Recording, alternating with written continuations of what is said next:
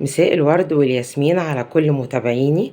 النهارده ان شاء الله هنعمل مع بعض صنف حلو تقريبا معظمنا بيحبه، وهو في نفس الوقت مغذي وجميل جدا. هو الدوناتس اكيد ناس كتير بتحبه قوي ومعتقدين ان هو صعب، وفي الاماكن الجاهزه بيبقى غالي، وفي نفس الوقت مش زي اللي احنا بنسعى ليه، او الطعم اللي احنا بنفسنا ندوقه. لما تعمليه بايدك بجد هتدوقي دوناتس اول مره تدوقيه في حياتك، خاصه لو طبقتي المقادير والوصفه والتكنيك اللي انا بشتغل بيه. بس انا مستنيه منكم بقى لايك بالنسبه لليوتيوب، وسبسكرايب، والتيك توك فولو، لان قناه اليوتيوب بالذات يعني السبسكرايب ضعيف قوي عندي، واللايكس برضو بشوف ناس كتير بتشوف الفيديو بتكسل تعمل لايك. فيا ريت تدعموني وتشجعوني ان انا استمر، وان انا اديكم وصفات احلى واحلى باذن الله. هنبتدي على طول في المقادير. معايا نص دقيق بالظبط، تمام، نص دقيق او حوالي 3 كوبايات دقيق منخولين ومحطوط لهم ذرة ملح، تمام. والخميرة التركي اللي احنا متعودين نشتغل بيها مع بعض العجاين اللي محتاجة خميرة، وسكر حوالي 3 معالق كبار سكر او 4 معالق حسب ما انتي بتحبي حلاوة الحاجة ازاي، وبيضتين او بيضة وصفار بيضة، تمام. ده او ده يعني ممكن تحطي بيضتين كاملين، ولو حطيتي بيضة برضو واحدة مفيش مشكلة. طبعا ضايفة للبيض بتاعي فانيليا سايلة حوالي 3 معالق صغيرين عشان يقضوا على زفار البيض، وزبدة حوالي 60 جرام أو 80 جرام أو 3 معالق كبار زبدة، تمام. عشان كده الدوناتس بيبقى غني عندي جدا. ولبن حوالي كوباية إلا ربع لبن دافي طبعا، عشان يعني طالما بنشتغل بخميرة يبقى لازم اللبن دافي. هبتدي على طول إن شاء الله في الطريقة بتاعتنا. هحط أول حاجة باكت الخميرة اللي معايا، تمام. هنزل بيه كله باكت الخميرة، تمام. وانزل بمقدار السكر اللي معايا كله برضو، تمام. وبنزل بالكوباية الا ربع بتاعتنا اللبن، هنزل بيها على الخميرة والسكر، وزي ما متعودين هقلب كويس واغطيها واسيبها 10 دقايق كده تخمر. ودلوقتي بعد الخميرة بتاعتي ما خمرت خدت 10 دقايق وخدت فوليوم زي ما احنا شايفين، هنزل بالبيض والفانيليا اللي معايا، تمام. انا النهاردة حاطة بيضة وصفار بيضة، وهقلب كويس جدا. ودلوقتي بعد ما حطيت البيض وقلبته هنزل بالدقيق، وبعدين هبتدي العجن بتاعي اقلب الدقيق كده بشويش في السوائل اللي معايا لغاية ما اوصل لقوام عجينة، تمام. انا زي ما قلت لكم انا حاطه نص كيلو دقيق. بحاول ان انا المها،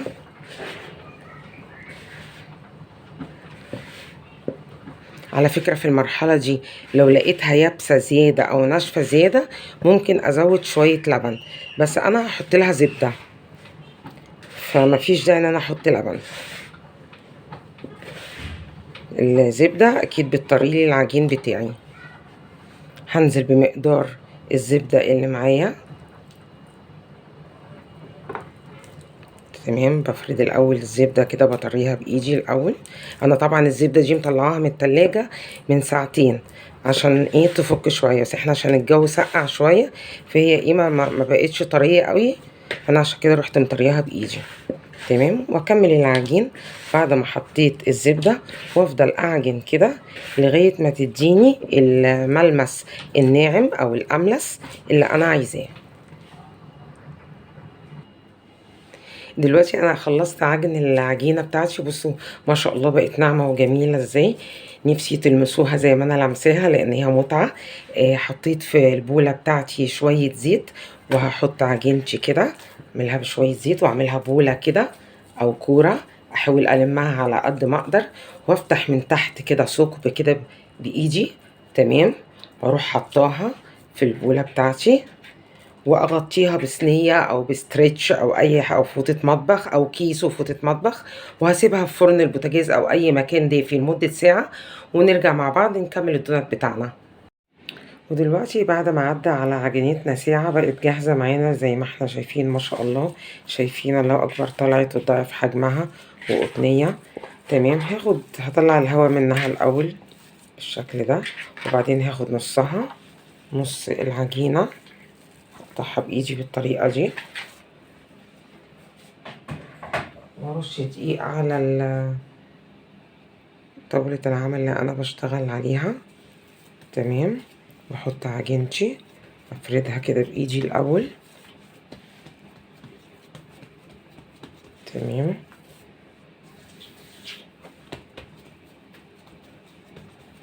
بسوي العجينة بتاعتي بايدي الاول، وبعدين اجي افرد انا طبعا بشيل دقيق زيادة عشان ما يطلعش الدونت معايا ناشف، فبشيل على قد ما اقدر. باجي طبعا بفرد ازاي، باجي من نص العجينة على برا، هعملها دائرية معايا، هي اي شكل مش هتفرق لان انا هشكلها طبعا، هشكل الدونت، فمش هيفرق العجينة مربعة مدورة حسب ما تيجي معاكي.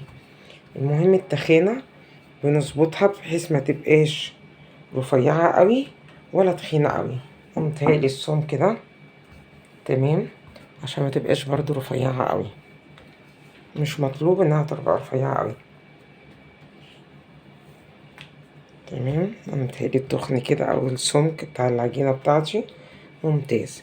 بعمل ايه بقى، بجيب اي قطاعة عندي، انا ما عنديش قطاعة مناسبة فهتصرف، هعمل بايه، هعمل بكوباية. اجي كده على طرف العجين.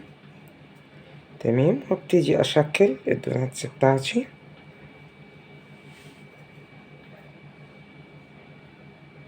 بحاول ان انا ما هقدرش من العجينة على قد ما اقدر.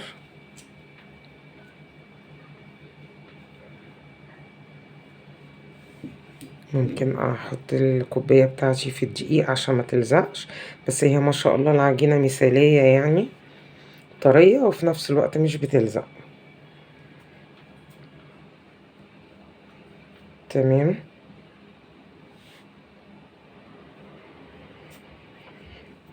بشكل بالطريقة دي.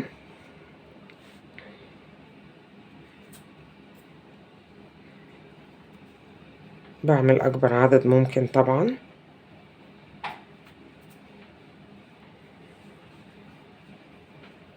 بخلص خالص يعني ما بشيلش الكوباية غير لما بحس ان العجينة خلاص فصلت، يعني اتقطعت فعلا. تمام، يعني في واحدة هنا في طرف كده ما اتقطعش، ممكن اخلصه بايدي مش مشكلة. تمام، بعد كده باجي في النص، عايزة اعمل فتحة تكون مناسبة لحجم الدوناتس بتاعي. ممكن اجرب الصغيرة دي. تمام، عملت فتحة كويسة. ممكن انا اوسعها بنفس القمع اللي في ايدي. ممكن لو عايزة اجرب افتح بحاجة اكبر الناحية التانية اوسع، اجرب مرة كده ومرة كده. بس انا الحمد لله مبسوطة لان العجينة مظبوطة جدا بحيث انها ما بتلزقش وفي نفس الوقت طرية وجميلة جدا معايا. تمام، متهيألي الاصغر بيبقى اشيك، فخلينا في الصغير ده يبقى افضل. تمام، حتى مناسبة كمان لحجم الدوناتس نفسها.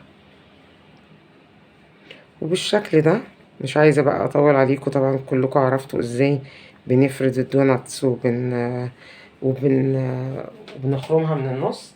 دلوقتي بعمل ايه، بجيب صينية عندي مرشوشة دقيق بالشكل ده، وبحط الدوناتس عليه متباعد طبعا شوية، لان انا هسيبه يخمر حوالي نص ساعة قبل ما ابدأ اسويه. تمام، بوزعه كده بالطريقة دي في الصينية بعيد عن بعض إلى حد ما، لأن هو ضعف حجمه هيتضاعف. وهكمل تشكيل الدوناتس وهنشوف هنسويه ازاي مع بعض بإذن الله. ودلوقتي رجعنا هنسوي الدوناتس مع بعض.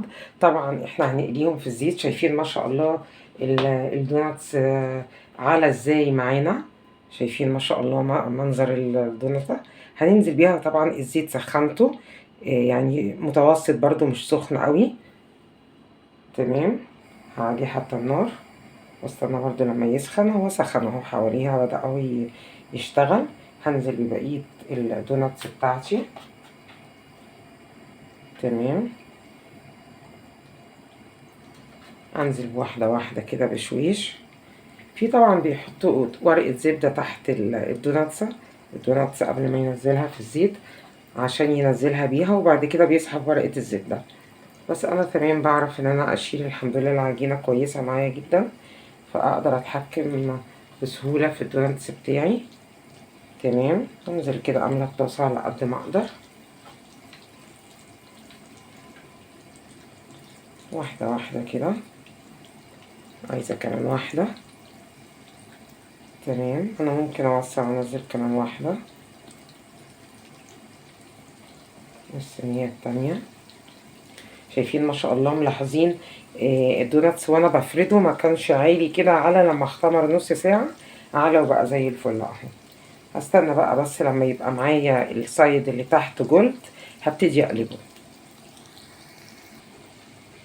دلوقتي الدوناتس شايفين بدأ ياخد معايا اللون الجولد. ابدأ اقلب بشويش كده بالخلة. تمام. واطي النار شوية.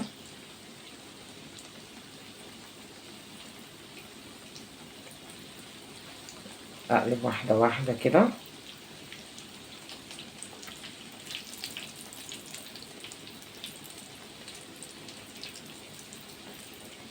تمام. كله خلاص خد اللون اهو.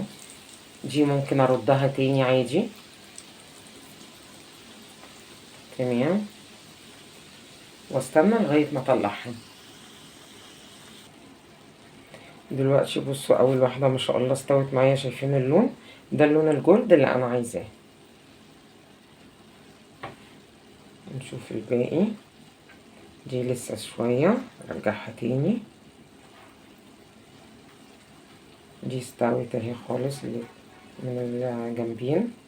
طلعها وهكذا، وهنطلع بقية اللي يستوي معانا هنطلعه ان شاء الله. دلوقتي بقى ده الدوناتس بتاعي لما حمرته. شايفين شكله جولد وجميل جدا ازاي. طري طبعا جدا معايا وقوامه جميل هش جدا. بصوا ما شاء الله على العجينة. دلوقتي هنعمل الصوص السكر اللي هغطي بيه الدوناتس بتاعي. هو عبارة عن ايه؟ كوباية سكر بودر زي ما انا حطيت كده. حط عليها بالتدريج معلقة لبن او معلقتين. وابدأ اقلب كويس جدا جدا، لان اللبن بياخد وقت عشان يمتص. السكر بياخد وقت عشان يمتص اللبن، فما استعجلش ان انا اضيف لبن تاني. بس هو شكله عايز كمان معلقتين لبن عادي جدا. تمام. بقلب.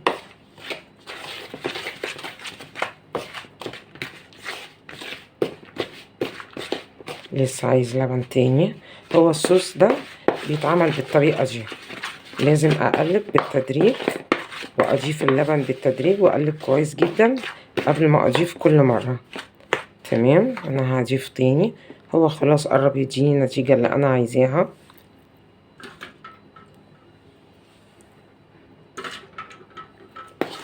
تمام. احط شوية فانيليا معايا عشان انكه الصوص بتاعي.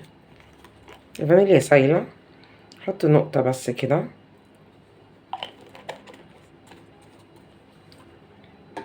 تمام. واقلب بقى الصوص بتاعي لغاية ما يديني القوام اللي انا عايزاه، اللي هو قوام صوص السكر. شايفين بقى ما شاء الله قوام صوص السكر عامل معايا ازاي؟ ده اللي انا كنت عايزاه. تمام. انا دلوقتي هعمل ايه؟ هاخد بس شوية صوص معايا من صوص السكر ده. تمام. وانا عندي لون طعام، يعني من باب التغيير عايزة اعمل صوص لون مختلف شوية. تمام. عندي لون احمر.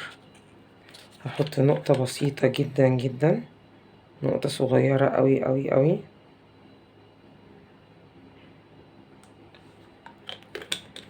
تمام، واقلب.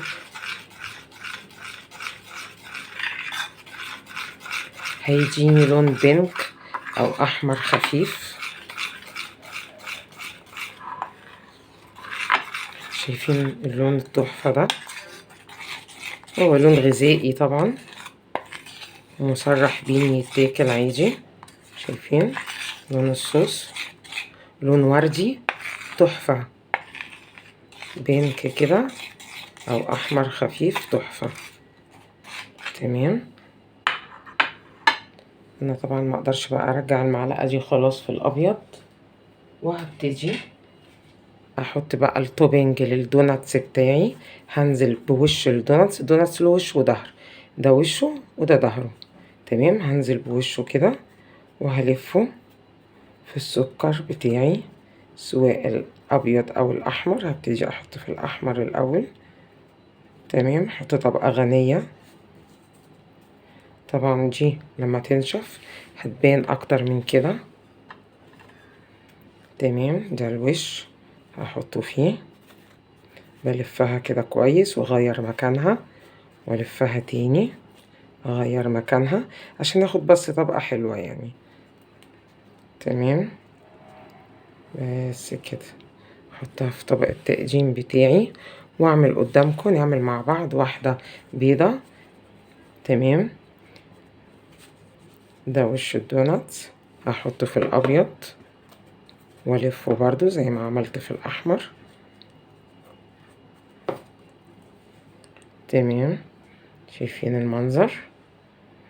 تحفة تحفة تحفة. مفيش اجمل من انك تعملي حاجتك بمزاجك وبالشكل اللي انت حباه وبالطعم اللي انت حباه، بيطلع معاكي حاجة تحفة. شايفين المنظر؟ بس وبالمنظر ده هغطي كل الدوناتس اللي معايا، وهنشوف في الاخر شكل الدوناتس بتاعتي. وسع وسع، طعم دوناتس بجد رائع، انا بجد اتفاجئت بيه. طعم العجينة مع صوص السكر اللي عملناه سوا، بجد طعم في حتة تانية خالص. يعني هتتفاجئي معاكي حاجة حلوة جدا جدا. فبجد ما تكسليش واعملي الوصفة دي، جميلة قوي قوي، هتعتمديها وهتعمليها كتير. بصي شكل الدوناتس ما شاء الله عالي ازاي، والعجينة معايا ناجحة ازاي. بصوا المنظر عامل ازاي. الطعم بقى بجد حاجة خرافة يعني تحفة. تمام، فيا رب تجربوه وتقولولي ايه رأيكم. هستنى رأيكم في الكومنتات. وبالهنا والشفا، وإلى اللقاء في فيديو تاني إن شاء الله.